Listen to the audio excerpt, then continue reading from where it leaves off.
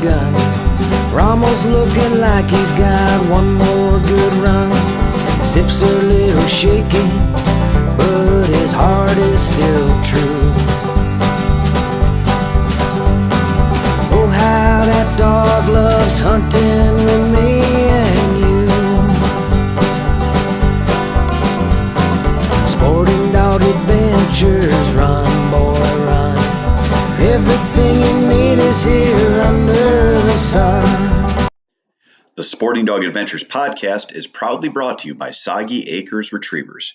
Remember, everyone deserves a soggy dog. Hey, welcome to the Sporting Dog Adventures podcast. We are on today. It is getting toward the end of our Wisconsin duck season, and I wanted to talk about the migration. The migration, from what I can see, has stalled. We have had a similar amount of birds around all season now for the last, well, not all season, but for the last couple of weeks. And our weather here is just not helping everyone to the south. Now, if you have birds, that is awesome. I do not see a lot more birds coming. We actually still have a few wood ducks left in Wisconsin, which is crazy for this time of year. We've had some cold snaps, and that has absolutely pushed some birds around, pushed them south, brought us in new birds. But with our cold snaps that we've had, they've been followed by incredibly warm weather. We had record highs in November in Wisconsin. It was in the 70s, which I cannot remember having it where I was deer hunting and was sweating when all I had on was a hoodie, sweatshirt, and a pair of pants. It was incredibly warm. And it's funny because I'm watching the birds and how they're acting at our property. And even the birds, they weren't feeding the same. I watched as the birds were not going out early in the morning. The ducks that we had were almost going out in shifts where some would go out and some would come back in and others would go out. They weren't all just pounding out. And the geese were trading back and forth where you could see that they weren't going anywhere.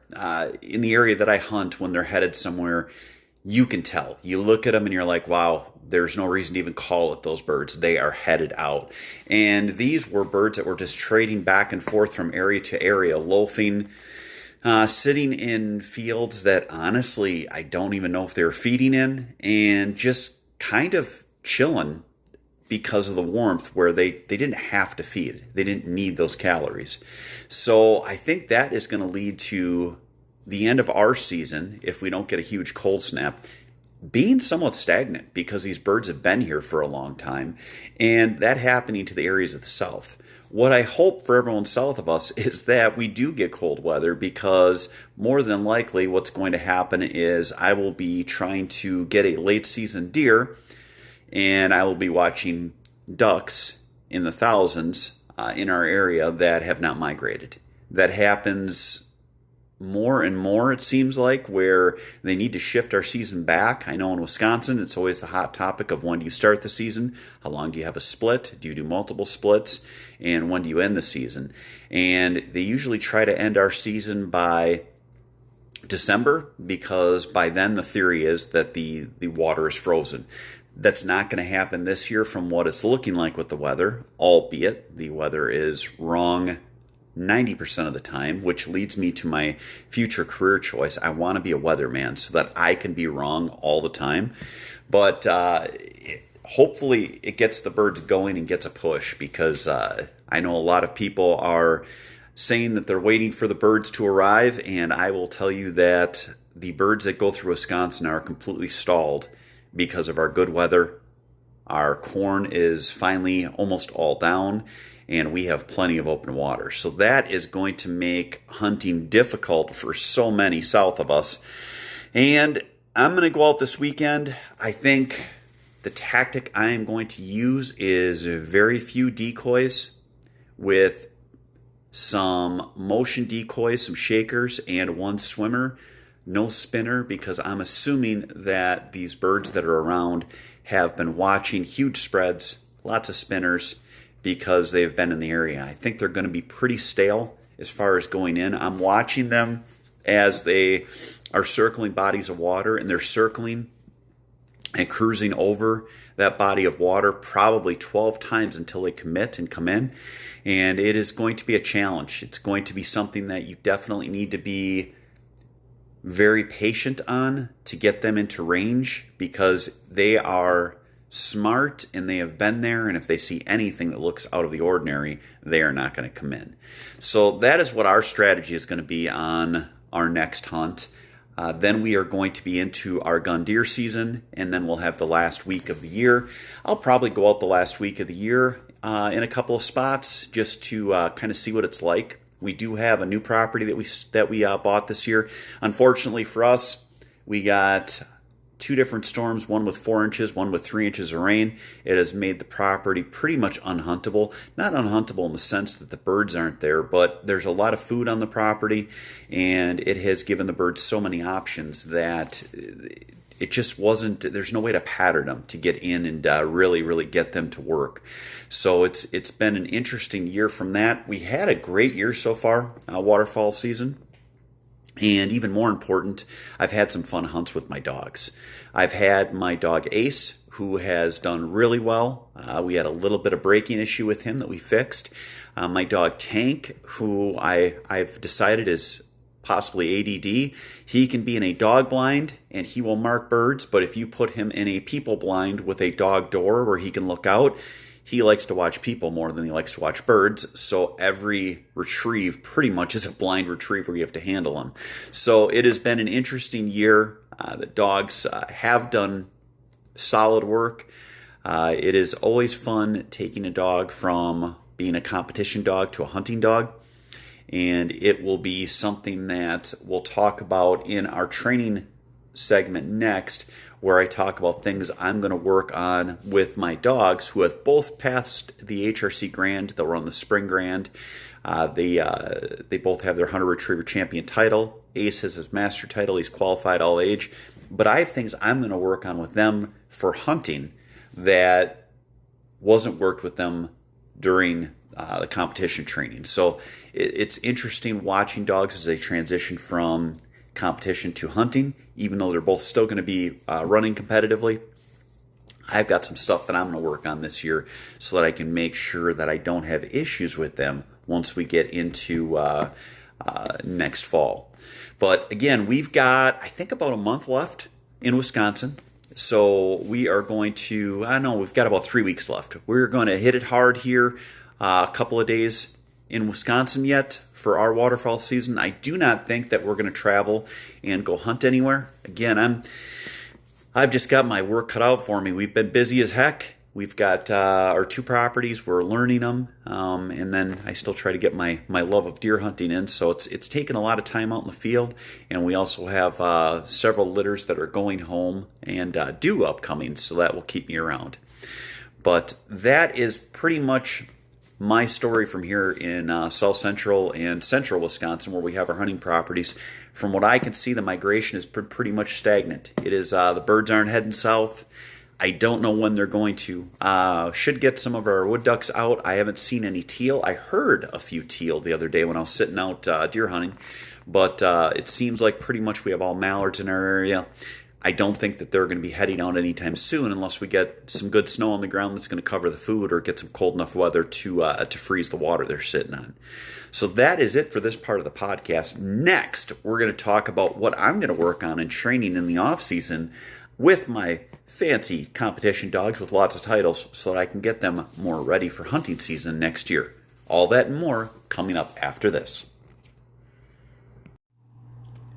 This portion of the podcast is proudly brought to you by Boucher Automotive in Janesville, Wisconsin. Welcome back to the show. We are in the training tip portion of our podcast today, and I wanted to talk to you about stuff that I'm going to work with my dogs on in the off season so that I can get them ready for next year's hunting season. Ace is 4 years old. Tank is 2 years old. Both dogs have been running competitively, and last year we didn't have a great waterfowl season. So even though I hunted Ace last year, I didn't really know what I had because we got horribly flooded and our birds all just left. So after opening weekend, we were done. Didn't hunt a lot during teal season, so it didn't give me a lot of opportunity to see kind of where we were at and what I needed to work on. And what I am going to work with on my dogs is directional casting. Now, my dogs will run 200-yard blind retrieves. They will do phenomenal jobs. But I have noticed a difference in how they are run at the kennel we got them from competitively for competitive running, as opposed to how I need them to run in the field for waterfowl hunts and for upland hunts. What I've noticed is that the kennel that I got them from ran them with almost a 45-degree angle back for their overs. So when you give them an over command, they're taking I guess what would be considered a combination between a straight over and a back. So they're going on a 45-degree angle. And that works awesome when you're running them competitively, especially on longer blind retrieves and marks. The problem I'm having is that everything I hunt is close quarters. It is tight, and I need the dogs to take a direct over. So I'm going to go back to doing T-drills and three-handed casting with these dogs, which sounds funny because one is qualified all-age, master titled, and finished title with a Grand Pass. The other is finished title with a Grand Pass. You would look at it and go, my gosh, these dogs are so accomplished. How would you even think about changing something? But my dogs are hunting dogs and pets first. They run competitively. We put titles on them. And then once they get their titles, they are just my hunting hounds.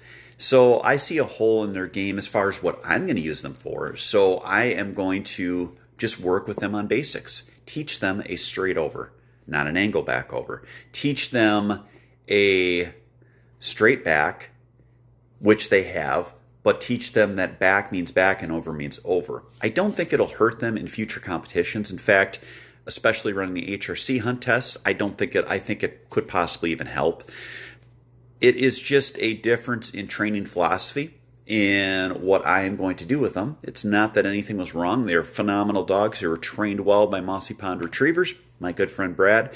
But for my hunting, I need them to be tighter and take a straight over so that we're running on 90 degrees, not 45 degrees. So that'll be something that I work with in the off season. There's always stuff you can work with when you're hunting with your dogs. You see what works better for you when you have them out in the field, and there's stuff that you can tweak. So that is what we're going to work on in the off season. Don't be afraid to have stuff that you can work with your dogs in the off season.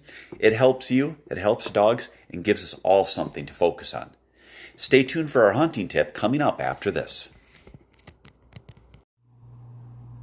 This part of the podcast is brought to you proudly by Mech Outdoors. We are getting into a later part of our season here for waterfowl hunting in the state of Wisconsin, and I will tell you that I need to go back and work on a few of my blinds. Probably not going to go work on them in the sense of making a special trip out to them, but I'm going to take some material out to work with them when we are all set up for our hunts in the morning. I looked at a few of our blinds, and wow, did the cover just completely fall apart on them. It is something that I think in the off season I'm going to work on putting a little bit of heavier cover stuff onto the blinds so that it doesn't come to this. But for now, I need to get some camo netting or some sheet grass to put on the blinds because they look like they are duck blinds sitting out there as what I've had on them the past few years and what we put on them this fall has degraded. So it is something that I think I'm going to look for. I have some stuff. I have some what would be almost like fake reeds. That's a heavy plastic. I'm going to have to go out and put that on there next year. And then I'm going to look for stuff that I can take and work with that I can upgrade through the year. So it's not necessarily taking out something that is grass, actual grass or actual cattails, but taking something out that is a little more of a permanent so that I can have extra on hand, and then we can just take it out in the morning if we see, I guess, holes in our game, holes in our blind, holes in our cover, so that we can make sure that we are completely concealed and the birds aren't seeing us.